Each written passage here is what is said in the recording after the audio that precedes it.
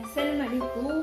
سمحوا لي غبرت عليكم هاد اليومين، واليوم جبت لكم وصفه جديده ديال الفقاس، وغنقدم المقادير: 6 ديال البيض، 3 ديال السكر، 3 ديال الزيت، اللوز، حبه حلاوه، جنجلان، هذه المستفيد باش والدقيق، 2 خمارات وفانيا، وهاد سميتو باش كنستعملو كيجيو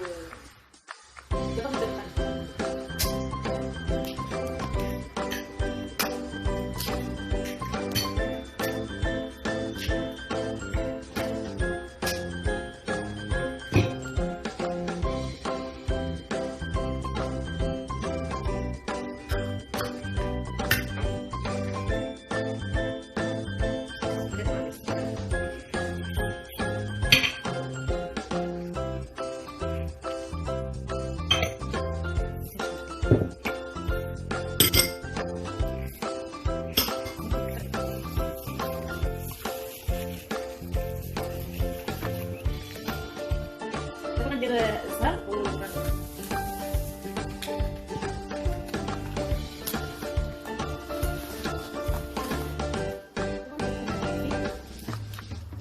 وغندير الدقيق وغنجمع معايا ديال البنات وغندير معايا الزهر.